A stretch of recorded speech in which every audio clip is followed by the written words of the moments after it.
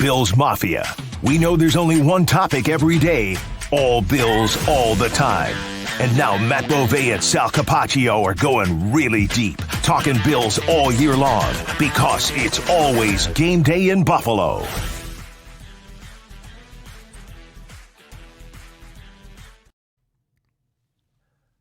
There are just 4 games left for the Buffalo Bills in the regular season, and they got a big one this weekend as they welcome the Dallas Cowboys into town.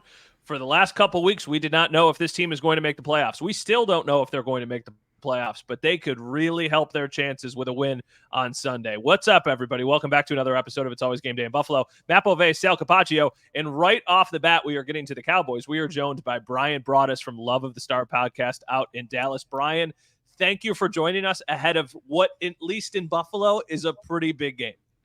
It's a huge game for Buffalo, and it's always game day in Buffalo. I love your guys' name. Can we trade out Love of the Star? You guys can have Love of the Star. Bobby and I will take that. It's always game day in Buffalo. We like that one a lot. But yeah, it's a huge game. It's a huge game for the Cowboys as well, just because of the things that they have gone through, and it's. At this point in the season, the way the schedule is played, it's Buffalo, it's Miami, it's Detroit. They've had some games where it's like the opponents haven't been up to everybody's standard. You find ways to win, but now you got to go play a game in Buffalo. And I think everybody here in Dallas realizes what's at stake with the Cowboys, and then also, what's at stake for the Bills, especially this time of year.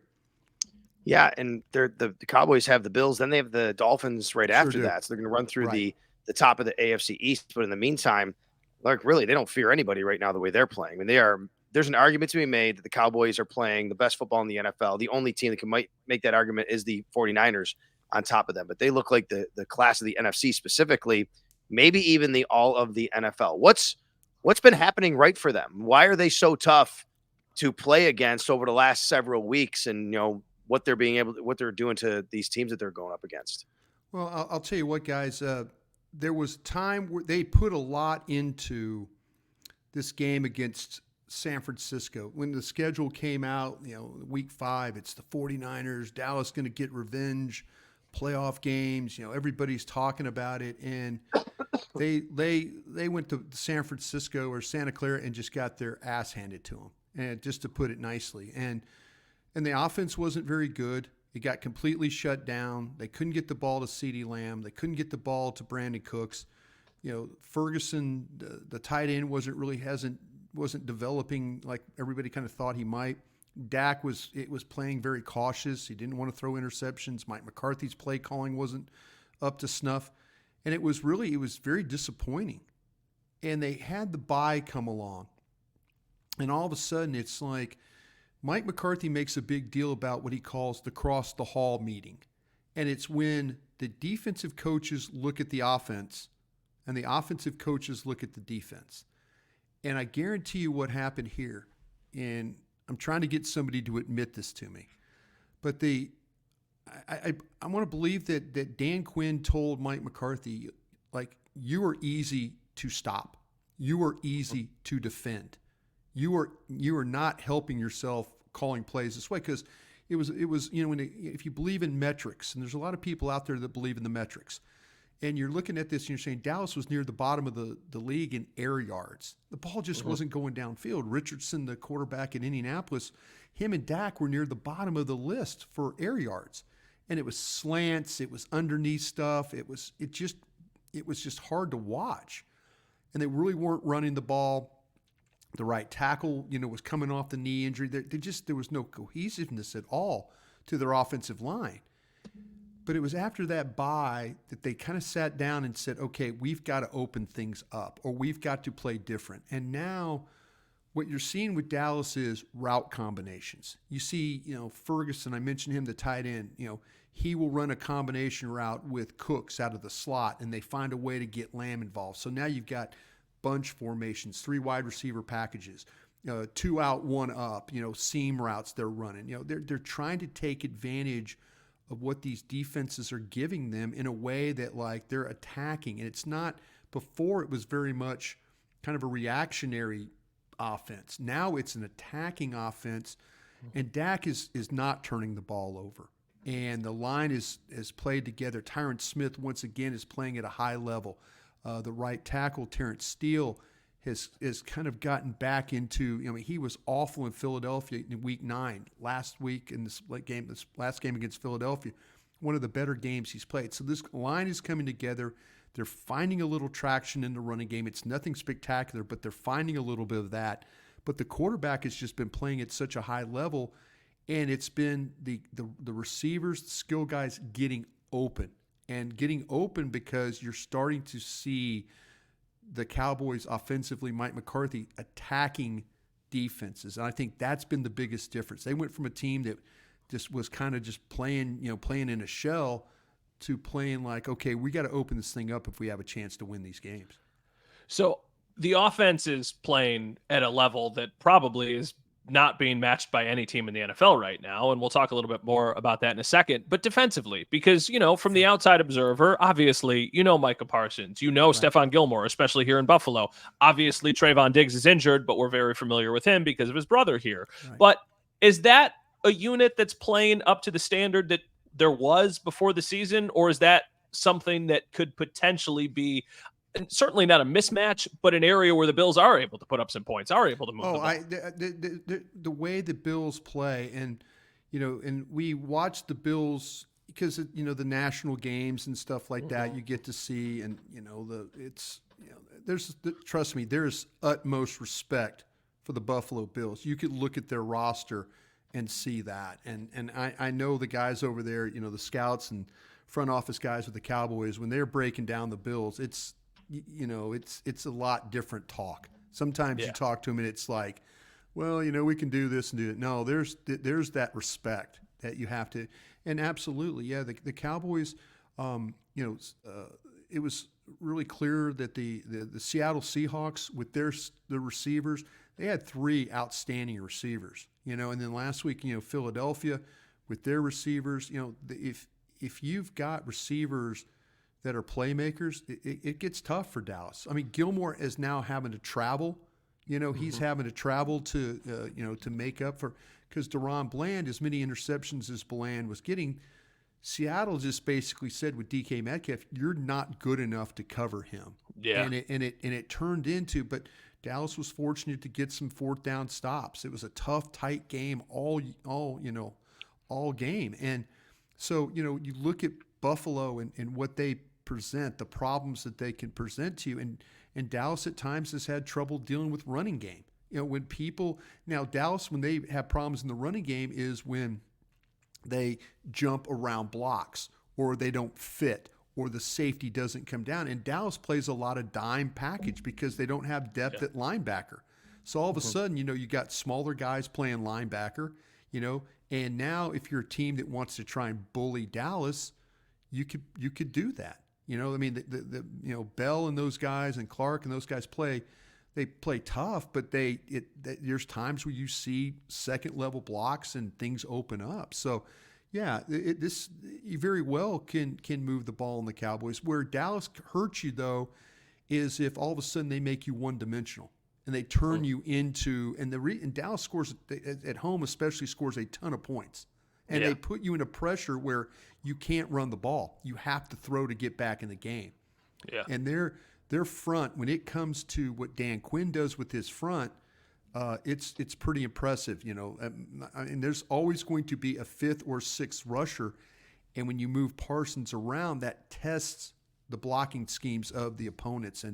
But if you play with some balance, you can give Dallas some problems defensively. So, Brian, do you expect Stephon Gilmore to travel with Stephon Diggs? I would say there's a good possibility of that, yeah. Depending on, and I'm going to get to sit down and watch Buffalo tonight. I have access to all your tape, and so I'm going to sit down and watch how you line up depending on Gilmore. With Diggs, you could tell me if he's a slot player, outside player, and stuff like where he lines up, and that's where you got to kind of figure out how all these guys line up, how the tight ends are involved. So Quinn will try and match you. He will try and match you with whoever he feels like your biggest weapon is. And, Bland is a good young player, and he's super competitive. And if you make a mistake throwing the ball and he's anywhere near it, his ball skills are good enough to make you pay for that. And Gilmore could be the same way. But where Dallas has had some problems, guys, and last week it was much better, they haven't been very good at safety. There's been some problems with the ball going down the field, and then all of a sudden, guys with not playing with their eyes, not seeing. Say you get a play action and there's a step up. Now the ball's going behind, and the routes are behind, and you're not aware. And now you're trying to turn and recover. You could play with, and Joe Brady. I have the utmost respect. I'm an LSU alum. I love what Coach Brady did for my LSU Tigers to win the national championship. So I know he's a creative coach. I know he can look at tape and figure out, okay, this is how I'm going to attack Dan Quinn in this game. But again, if Dallas can make you one-dimensional, it's going to be coming after Josh Allen, and and he's a tough guy. He will stand there and throw the ball, but he's also thrown the ball to the other team some, and that's the things that Dallas is going to try and force. Bryan, as I was looking back in some of the Cowboys games that they've played this season, I know they're on such a heater, and you start from obviously the most recent game, and you look at the Eagles and you work your way back that way. And I'm looking and I'm going, home game, home game, like a lot of home games. And I know how dynamic they are at home. But is it a game that can travel? Like, I know that they're still in a really, really good team, but it feels like that could be a big advantage for the Bills, getting them on the road and getting them in their place. Absolutely. Yeah, it absolutely could be. The big questions is, trust me, there are people right now lighting candles that hope the weather's not awful in this game. It shouldn't be. It shouldn't be. And that's might be close to 50 degrees actually and pretty dry. That's the thing. I think the biggest fear that the Cowboys would have would be wind, because – they will find ways. They find ways to create, kind of be creative in the way they run. It's not just outside zone. It's not that. It's some traps. It's crack toss. It's jet sweeps. Dallas will mess with your eyes a little bit with all the stuff that they try and do. The team every week has done more with pre-snap motion at the snap. They went from one of the worst in the league the first 5 weeks to one of the better teams. They're still right around 15th, but they started off like they were 26th. So every week they've tried to attack a little bit more. But yeah, to answer your guys' question, this is a huge test. Can you take this game outside, and can you play in conditions that? And if you tell me it's 50 degrees and light wind and all that, man, that's answered a lot of prayers over there at the Star in Frisco. Yeah, I'm sure a lot of people would say that. By the way, the Bills are the same way. They want to get you one-dimensional. The Bills, I believe they're still first in the NFL in sacks per pass attempt. They have such a tremendous defensive line if you can do that. So I think both teams might want to just kind of control the game a little bit so they don't have to get in that particular situation. Let's talk about special teams. Finally, it looks like Dallas has solved their kicking problems, and now they can score from almost anywhere once they cross midfield, it seems like. No, absolutely. And Brandon Aubrey has done a really nice job. When we were out at training camp in Oxnard, California, I can't say that because he was not very good in camp. There was competition. Tristan Vizcaino, they were going back and forth, and it seemed like every time that Vizcaino would miss one, Aubrey would miss one. It was a make, a miss. It was so weird to watch. And you're like, and they made the determination, with really like 10 days left in camp, it's like they cut Vizcaino and they said, Aubrey, you're our guy. And from that point on, everything changed for him. And so, that's the beauty sometimes. When I worked for the Cowboys when I was a scout from 1999 to 2005, we had a coach and named Steve Hoffman, and he's a assistant special teams coach in the league. And Hoffman could go to Home Depot or Walmart or wherever you want and get 10 guys, and one of those guys were going to come out and be a Pro Bowl kicker. He had this unique ability to take 10 guys from Home Depot and go work out on a field, and the next thing you know, it was Billy Cundiff or it was amazing that as a scouting department, we never had to scout kickers, but he would find these guys. And Bones Fossil has done a really, really nice job with the special teams. They had the unfortunate thing with the punt, the fake punt the other night, but that it didn't kill him in the game. But to find Brandon Aubrey and then with the punting game the way it is too, it's been actually special teams has been one of the really bright spots of what the Cowboys have been able to put out on the field this year. Bryan, if you were talking to the Bills coaching staff and you were trying to figure out a game plan for this game, I know we've talked about balance. We've talked about trying not to make the big mistake. Of course, those are things that are often talked about. But what is the thing that the Bills need to do to have success against this team and ultimately give themselves a chance to win? I think what you need to do is that you need to test and see how physical Dallas is willing to be right off the jump. You need to line up, and if your packages are, like I said, I'm going to sit down and talk. I mean, the next few days are my days of studying the opponent, getting ready for the game. But if you were to tell me that, like, okay, Buffalo is able to line up and physically just hammer you running the football and start, and I know it sounds very simplistic to say, but if you find ways to take it out of the Cowboys, and because they want to rush the passer, they want to get upfield, they want to be that type of team. But, you make them have to stay on the field and have to deal with drives and have to deal with the physicality of the game. They've got some tough guys, but all of a sudden, the most demoralizing thing that happens to the Cowboys, and San Francisco was able to do this, their ability to run the ball, and then all of a sudden, everything else opened up. The crossing routes opened up. The screen game opened up. Dallas was on their heels trying to kind of, deal with all that. And so if you turn it into a game where they have to deal with a lot of physicality, that's tough. It's tough for any NFL team to play that way. But I think if I were the Bills, I would try and do the best I can to just try and punch Dallas in the mouth as much as you can to start this game and see what you can get out of it and stay ahead of the chains. Because, again, nobody wants to throw the ball against Dallas because of the pass rush. But if you could keep us ahead of the chains, keep the balance, and then you find a way to, you can't get down in the red zone and not come away with points too. That's 7's going to be key, that these field goals and stuff like that, but you got to know on the other end of the other end for Dallas is capable of scoring points. If they get things going, you can't go and give them the ball. You can't give them the short field. Dallas will drive it on you now. Dallas will take 13 plays, 14 plays, 15 plays. But along the way, they might have a penalty or two, but they find a way to get in some long yardage situations, and Dak's one of the best in the league when it comes to that, when it comes to converting third downs.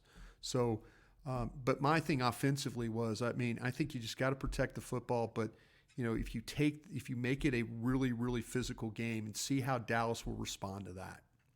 Well, Bryan, I'm just looking now. Sunday in Orchard Park, high of 48 during the day, low of 39 at night. So we're probably looking at low 40s, light wind, 11 miles an hour, not too bad. Yeah. But I'll be honest with you, I think the Bills prefer those conditions. I know it's Buffalo. People think snow, but Matt would probably tell you their team is better when they can kind of get on a fast track and let Josh Allen sling it. Yeah, no, that's the thing. I remember, because we do in Dallas, we have a thing with DallasCowboys.com, the draft show, and I love Josh Allen. I've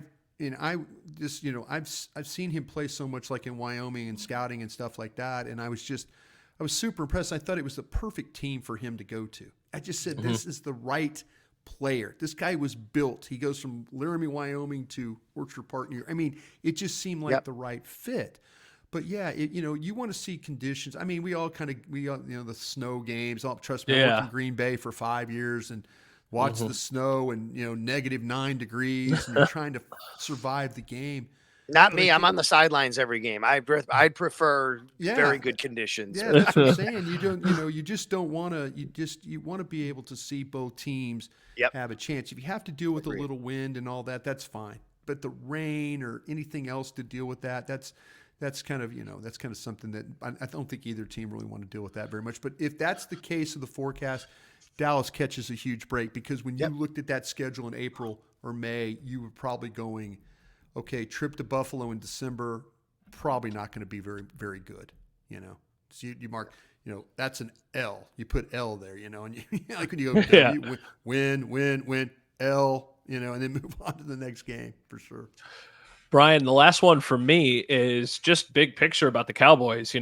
We're in Buffalo. Obviously, our focus is the Bills, and there's tons of Bills fans here, but there's also a lot of Cowboys fans because there's Cowboys fans all over the country. It's America's team. We get it. Can they do it? Can they win a Super Bowl this year? Are they good enough? Well, I'll tell you what, guys. It's funny because I think that the way that they're playing right now, offensively, yes.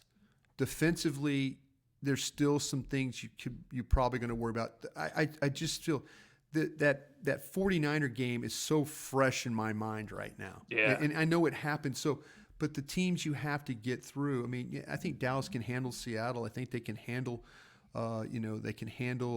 Philadelphia Eagles. I think, now San Francisco, that's what you're going to have to go through. Mm-hmm. And then, like we were talking about Buffalo.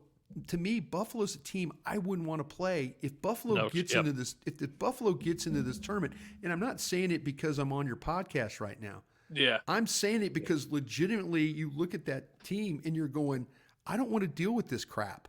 I don't want to deal with these. I don't want to deal with these players. Right. I don't want to deal with this quarterback. I don't want to deal with this receiver. I don't want to deal with the rush. I don't want to deal with all these things.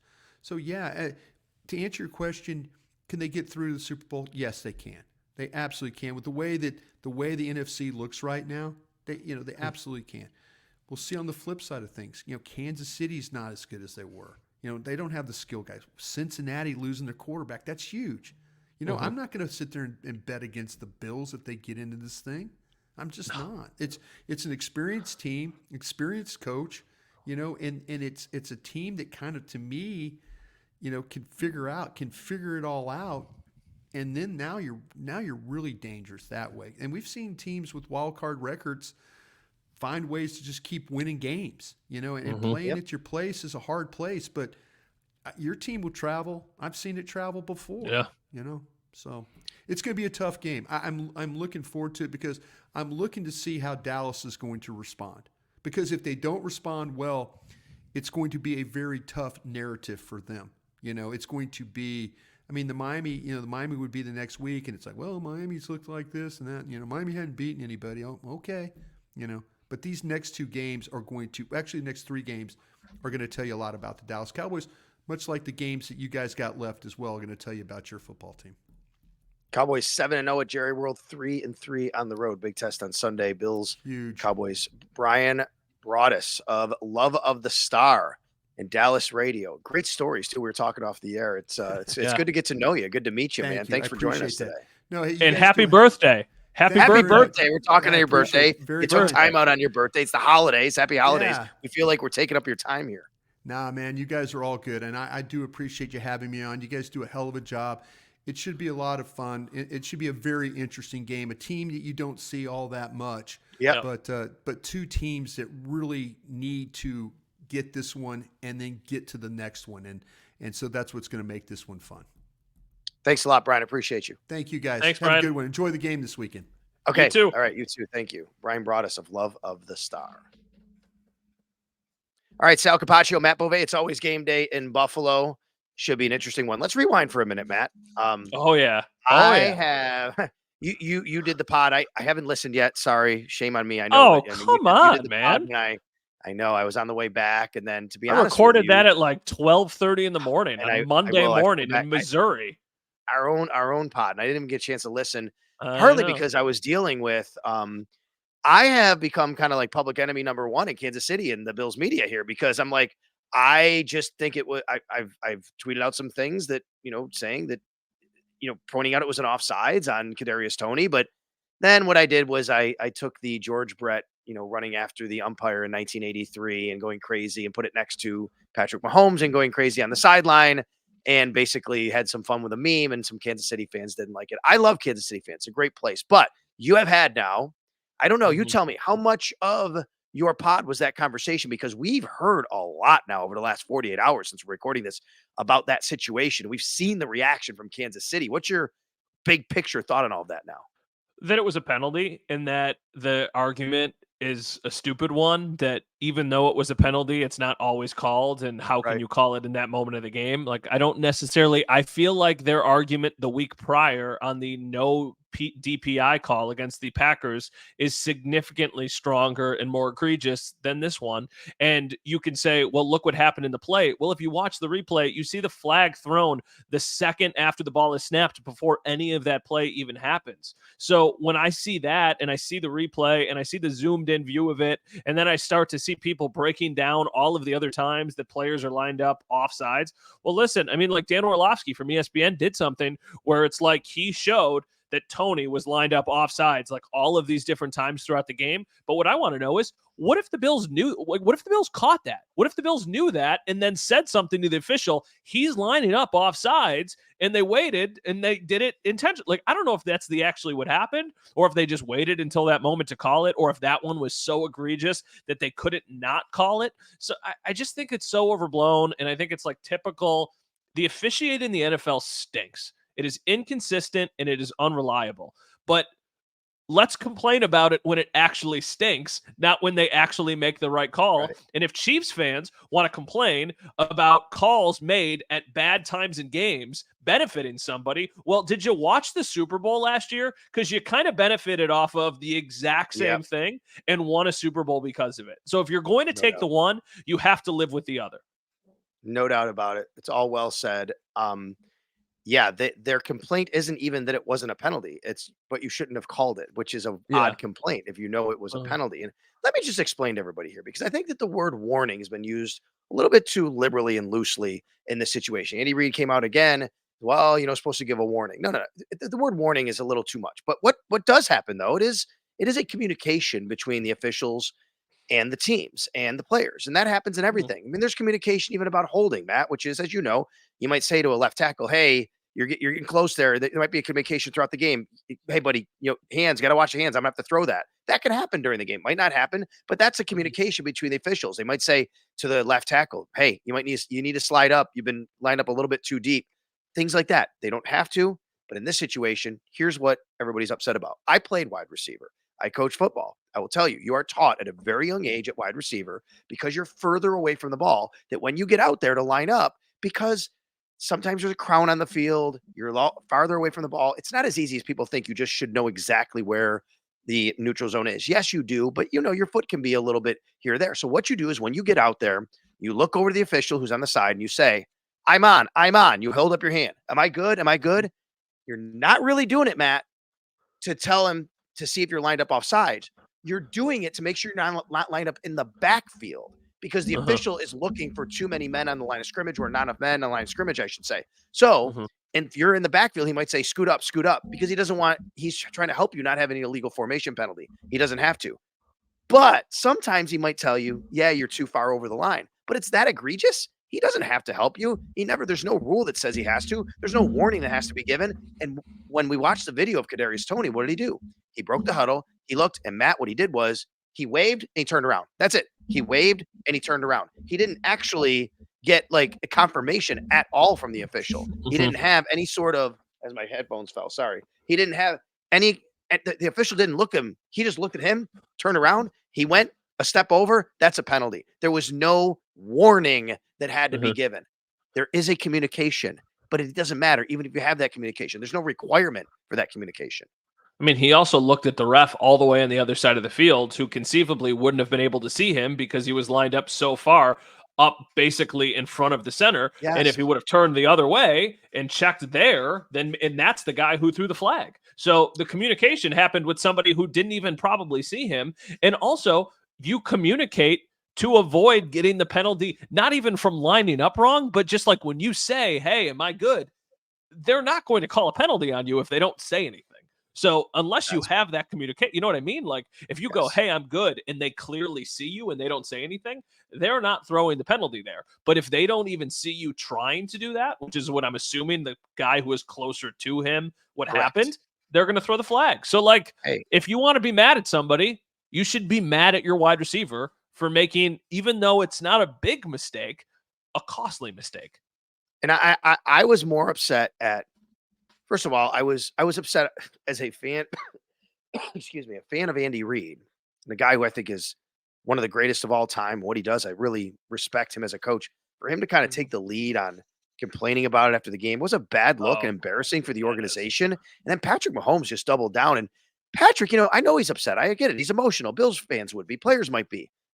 But for Patrick Mahomes to meet Josh Allen at midfield and to complain about the call instead of telling Josh, hey, great game, stay healthy, and letting that go just in that moment, I thought that was pretty Bush League. Now, I will credit Patrick Mahomes for apologizing on the radio on 610 in Kansas City, and I think that was great, and I think that he was heated, but that rubbed me very wrong. Like, Look what happened after 13 seconds. Did Josh Allen say to Patrick Mahomes, I can't believe I didn't get the ball. I can't believe I didn't get the ball. It's overtime. We should change the rules. He didn't do that. He was gracious.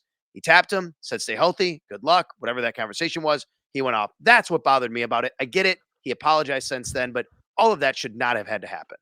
I will say the fact that he apologized and he literally did it the next day for me goes a long way, because I'm sure at that moment he was very, very heated. He was very frustrated. And I almost don't even think he was frustrated on the actual penalty. I think he's frustrated on this team not being as good as they thought they were going to be, because they basically won the Super Bowl with these same players last year. And now they have taken a massive step back. Now, given their schedule, they have 4 games left this season, just like the Bills. They're playing against 4 backup quarterbacks. They could still find themselves the 1 seed in the entire AFC, but I think they're like 1 game away from feeling really confident about that. It's almost like the inverse of the Bills. If the Bills had 1 more win, you would feel really confident that they were going to go to the playoffs. Right now, I think most people feel like, okay, there's a chance. I think it's the same conversation in Kansas City, but instead about making the playoffs, it's about being the 1 seed. I think most people are probably like, okay, there's a chance, but it doesn't look great. And if they had 1 more win, it would be like, oh no, there's a really, really good chance. And we know Patrick Mahomes is not going to have to go on the road to play a playoff game, which he still has not done. So I think it was kind of a culmination of like frustration on the call, frustration that their team just is not that good anymore offensively. They were averaging 19 points in their last 5 games. They scored even less than that against a Bills defense that was super banged up. So I just don't think they're that legit. If you took right now the Bills and Chiefs and put them on a neutral field, I think the Bills win by 10 points. I think they did everything they could to keep that game close. Like, I think the Bills should have won by like they've done all year, by the way. Like they've done all year, by the way. It's right. Exactly. I mean, like that's that's been a theme of this year. The other thing that came out of this game from the Bills side, and it's a shame too, because in here, I'll tell you the story. I was after the game, we're all in the post-game press conference. I walk out, Jeff Darlington was there from ESPN. And I said to Jeff, man, great game, huh? I had no idea about Mahomes and Andy Reid at the time. And Jeff Darlington looked at me and he said, yeah, it's a great game, but the story's going to be the Patrick Mahomes and his reaction. I said, what are you talking about, Jeff? And he said, it's gonna be the headline, the way that they acted, which he's right. And that's a shame. The point I'm making is we should be talking about this big Bills win, but instead we're talking about it from the Kansas City side and their reaction, unfortunately. Now, maybe that helps the Bills, that not all the focus is on them going forward. But from the Bills side, Matt, we also got a lot of support for Sean McDermott after this game, after what happened last week. Every player that I had a microphone in front of in some capacity said, we have Sean's back. He has ours. In some way, that was said by every single person I talked to. I think it was very clear after the game, first off, hearing from the players, but more importantly, hearing from Sean, just how much this one meant. And that's not to say that, like, everything in the article, I'm not even saying like things were wrong or any of this stuff. I'm just saying, like, I almost think they used, even though they won't say this, I almost feel like this article from Tyler Dunn at Go Long kind of brought these guys together and almost re-energized them to be like, this team loves being doubted and being the underdog. And the minute the entire country started doubting them and started thinking that they were going to be written off is when they played maybe their, I don't want to say best game of the year, but when they got their biggest win of the year, second biggest win. Let's say the Dolphins won earlier in the year was their biggest one. And that's why I feel like we have always said, you need to hit your stride at the right time. And they got to get in. It's the conversation we just had with Brian. It is still less than a 50% chance that they get in. But I can't sit here right now and say, I think they have a chance to run the table the rest of the regular season. And I think they have a chance to get into the playoffs and like really make some noise, because it's not that we're not that far removed. The best chance this team has ever had at winning a Super Bowl was when they went up with 13 seconds left on the clock in Kansas City. And that was in a season where we were having these exact same conversations around Christmas time, because they had to go on the road and beat the Patriots to give themselves still a chance at making the playoffs. And they did that, and then they won the rest of their games, and then they got hot at the right time in the playoffs. So for me, I think still to this day, there's 4 games left. If they win 3, even though there's all those other teams in front of them, I would feel very confident that they're going to get in. And if you get in, I do not think there's a team in this AFC that you cannot beat. I think legitimately they would be favored against every single team in the first round of the playoffs, even on the road, except Baltimore. But I'm just assuming Baltimore gets the 1 seed. Yeah, no, it's all a great point, and you're right about you go back to 2021, they had the same record at the same time, 7-6. After that, the Tampa game, the Wind game against the New England Patriots, the Tampa game in overtime, 7-6. They went up running the table and beating New England to gain that game back and then winning the division ultimately. And you said it, there's a whole big group there. So let's look at the schedule and see how everything impacts the Buffalo Bills in week number 15. Well, Matt, surprise, surprise, week 14 ended with a huge upset. The Tennessee Titans beating the Miami Dolphins. And that was monstrous for the Bills because now the Bills 1.5 games behind the Miami Dolphins. So what has to happen is the Bills have to win one more game than the Dolphins do before they play each other. And then that game would be the de facto AFC East championship if it was one more win for the Bills than win for the Dolphins before then. That said, not only was it a upset by the Titans and a big comeback, Dolphins got really banged up. They lost their starting center, Connor Williams, for the year. That's a significant loss. Anytime Liam Eichenberg's been in there, they've had snap issues. They had one again the other night. He's a really good player. We already know Jalen Phillips is out for the year. That hurt them on defense. And then Tyreek Hill, he may not be able to play against the Jets next week. We'll see. Right now, the Miami Dolphins are in a bit of trouble. They got coming up after the Jets. They got the Cowboys, then the Ravens, and then the Bills. And the Bills. Yeah, I think that realistically, like if Tyreek plays, they're going to beat the Jets. I know that the Jets are coming off a big win against Houston, and it's not fair to write off any team. But I do think that if Tyreek plays and he's 75%, they're going to respond well and beat the Jets. But after that, it's about, is there a chance they lose one of those 2 games? Because the Bills need to have the Bills need to be within 1 game of Miami going into the last game of the year to have a chance at the division. So for me, it's, do you lose to the Cowboys? Do you lose to the Ravens? Do you lose both games? Because, I mean, that's been the criticism. You can't beat good teams. The Dolphins can't beat good teams. Well, if they beat the Jets, then they're 10 wins.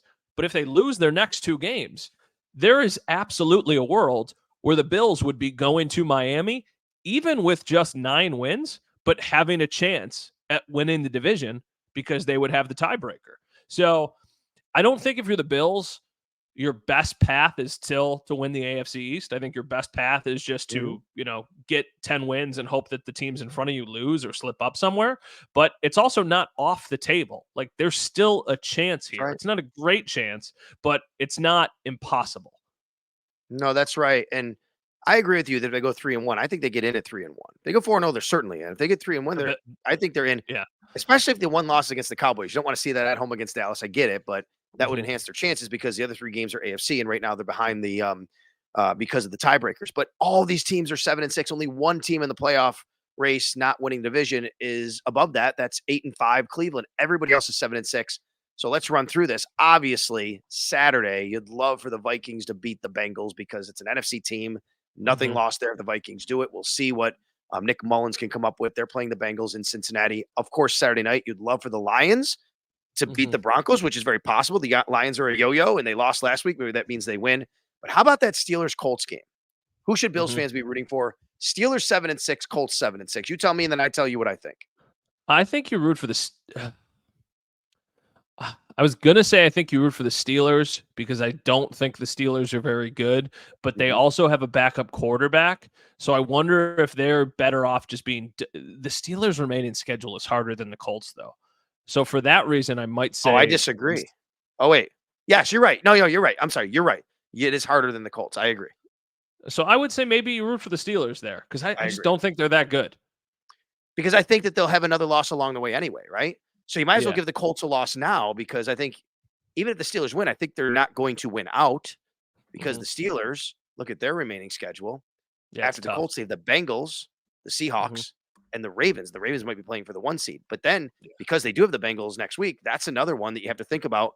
They're going to both be playing for, each other as much against each other. And you know that from the Bills' perspective, somebody's going to get a win in all these games. But someone's going to get a loss too. Yeah, so I agree with you. I think the Colts schedule is not that hard. It's Falcons, Raiders, Texans. I will tell you, Falcons are playing for a division. Texans are still right there. Raiders can bite you. You know, we've seen it happen, but I think the Steelers have a tougher road.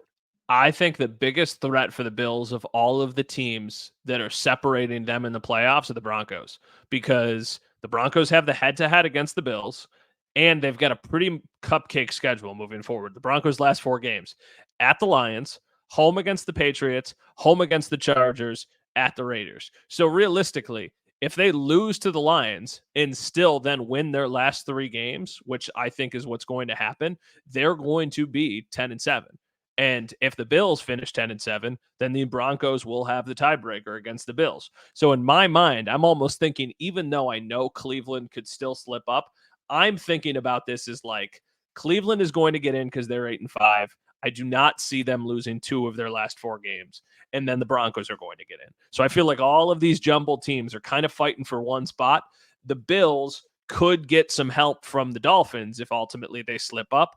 But like I said, you want to be going to Miami playing for seeding, not playing for your playoff hopes. And that's why, this Cowboys game would be massive. Because if you can beat the Cowboys, if you can beat the Chiefs on the road, and if you can pull off a win against the Cowboys, you better be able to beat Easton Stick on the road, and you better be able to beat Bailey Zappi at home. Yep. And then if you do that, and if you do that and you're 10-6, like they could potentially have a playoff spot clinched going into the last game. And then that brings up a whole new dynamic. You know what I mean? Like, I think the scariest scenario for the Bills is missing the playoffs. That's pretty obvious. But I think the worst case scenario for the Bills is going into that game if you win, you get in, but if you lose, you're out. And it feels like that's a very strong possibility. Especially if Miami is playing for something significant like the 1 seed. That's what I mean. So it could be possible if Miami's not playing for anything because they're kind of locked in, and then it might make it easier. But you're right. I mean, if Miami's playing for something and you have to win, that becomes a much different deal. Yeah, but it does. It does. It's the one thing about the Chiefs game that was so important for the Bills is that no matter what, I think it kind of gives you a chance going into late December. Even if you lose to the Cowboys, you have to beat the Chargers and the Patriots. You absolutely have to. Because if you don't beat those teams, you do not deserve to be in the playoffs. But if they go loss, win, then at that point, they're 9-7. And then, it might be one of those cases where it's like, if the Bills win, they get in. If they win, there's also a chance that they could win the division. If they lose, but Team X loses, they get in. Team Y loses, they get in. So it's just like giving yourself options as opposed to just having one thing have to happen. The one team we didn't talk about much is Cleveland. They host Chicago, and as much as Chicago is looking better, they won 3 out of 4. I can't see the Bears going to Cleveland and beating them with the Cleveland defense the way it stands. But look, you never know. I don't know. Okay, good. I like the way you're thinking. You never know. Right? I like Chicago right now. Okay. Like, I think they're a team that could surprise some people. Now, and they got nothing to lose. And even if they do actually lose games, they're not, or win games, they're not hurting the draft status. So, there's not like they're in valuation mode because they're like, we got Carolina's pick anyway. Yeah, I think the one for Cleveland that's interesting is the Houston game, because is CJ Stroud playing? Is he not playing? Right. If he's playing, then that's a game that they could absolutely lose. If he's not playing, then they're probably going to smush him. And then at that point, I guess it depends on what you think. But they play the Jets on December 28th. Is there a chance Aaron Rodgers plays? I don't think there's any chance he plays. But, the dynamic of that game changes if all of a sudden he's out on the field. No doubt. Yeah, you're right about. Look, but don't discount Tennessee. Look what they did against Miami. This is the NFL, right? I think every week we're reminded in one way or the other, that the NFL is there's such a razor thin margin. Real quickly, in the NFC, how about the fact that the New York Giants are kind of back in this thing, right? Is that amazing? It's ridiculous. Because if you look at, there's such a difference between the AFC and NFC. In the AFC, the 11th seed, the Bills, is 7-6. In the NFC, a playoff team is 6-7. 2 of them, 2 teams. One's leading a division, Tampa, and the other's Green Bay. 2 teams under 500 are in playoff spots. Whereas in the AFC, you can't get a sniff if you're in the top, if you're in the 11th seed even. Well, that's the thing that I like about the Bears is like, for as bad as the Bears are, They're still alive. they're still alive. They are knocked out of division title contention. But besides that, like, they haven't been eliminated from playoff contention. So at that point, it's like, hey, maybe they string together some wins. Maybe they start to look a little bit better. Justin Fields is trusting DJ Moore. They're throwing it all over the place. Who knows? Maybe they get hot. The Bills it wasn't a perfect weekend because the Browns won and the Ravens won in overtime, but a lot went right for the Bills. Obviously, the biggest being the fact that they won their game, but I don't think any of us thought Houston would lose to the Jets. I don't think any of us thought Miami would lose to the Titans. I don't think any of us thought the week would start with the Steelers losing to the Patriots. So they got some help.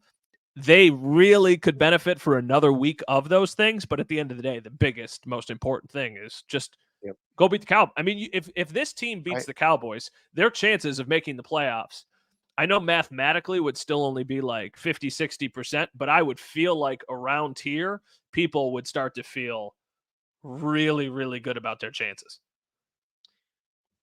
I don't love the fact that they play at 4:25 with all this, though. I'd rather just play at 1 o'clock during these games. The fact that you have these other 1 o'clock, like Saturday. Saturday of 3 games that impact the Bills all before the Bills play, right? It's like, I don't really love that. I know it's in one sense like, okay, at least you know where you stand. You got Vikings, Bengals, you got Steelers, Colts, you got Broncos, Lions all on Saturday. By the way, I got Christmas parties on Saturday to go to. I got friends coming up for the game. I don't know how much football I'm going to be able to watch. Yeah, I don't know how much football I'll be able to watch. I'll probably find myself time to watch football just because the one thing that I do like is I like going to the stadium before 1 o'clock and being able to watch the 1 o'clock slate of games before the Bills play. Like, that's nice because when they play at 1 o'clock, I do not see a lick of the 4 o'clock games and I barely see any of the 8 o'clock game. So this will just give me like some time to actually just sit and watch football. Let's close on this if you don't mind. I want to ask you, going into this game against the Cowboys, are you more optimistic, less optimistic, or the same about their chances of winning this game as you were about the Chiefs last week? About the same. I thought they were a really good shot to beat the Chiefs, but So they had, I thought it was going to be a tough game and said, you got to have things go your way. You can't be turning the ball over. I feel the same about this game. There's a tough opponent. There's really tough. What I like about this game, I feel the same way I did when they played the Eagles. The Eagles came off. The Eagles had a tough stretch. They're playing it. It's good getting them off the huge win. Yes, and you pointed it out. Home. This is their first road game in quite a while. It's coming up to Buffalo. Like, I think that's a tougher spot. And they're coming off that big win. And then after that, what do the Cowboys have a big one after this, I think. Miami. Well, then they're going to Miami. That's right, they're going to Miami. Yeah. I mean, I guess the same kind, but yeah, I think you're getting them in a good spot here. If I'd rather have them here than in a different circumstance, I guess, than what we just described. I'm about the same. The Bills are 1.5 point favorites, I think, going into this game. Is that the line? It's float and a half between 1.5, 2. They were under. It was 1.5 underdog at Kansas City, but I'd say about the same. It ended on a pick'em. It did. I didn't realize that. The day of the game, it was a pick'em, which was nuts to me. I was like, I cannot believe the Bills are a pick'em against the Chiefs on the road at Arrowhead. This is one of those games that when you look at the line, I would imagine the general public is like, I am throwing all of my money on the Cowboys. How are they underdogs in this game? And I felt the exact same way about the Week 4 game against the Dolphins when the Bills were only, I think the Bills were like 4.5 point favorites. And everybody was like, how could the Dolphins, after scoring 70 points, be 4.5 point underdogs on the road? And the Bills dominated them. I know these are very different teams, but I do think that, James Cook looked good. And we heard Bryan say, run the ball, play a balanced attack. Let James Cook go do his thing. And then the minute they start favoring the run, attack those safeties and try and hit a big play. And I also think, maybe I'm rooting too much into it.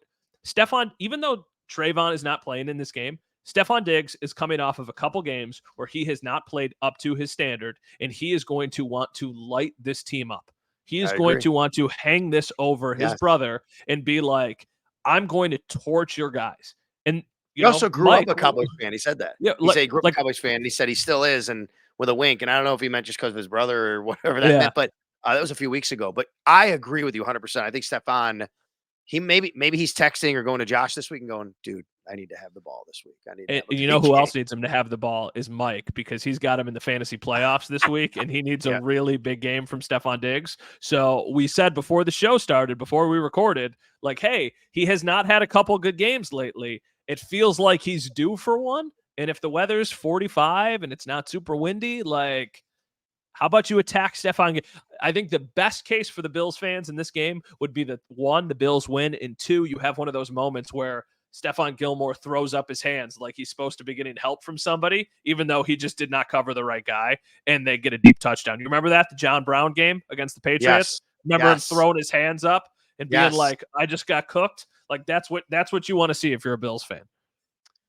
All right. Well, we got a big one on tap this week. Everyone's going to be big going on from here on out. So we got a lot of football still to be played, but at the same time is running short. For Matt Bove, WKBW TV Channel 7 in Buffalo, sports director, I'm Sal Capaccio, WGR Sports Radio 550.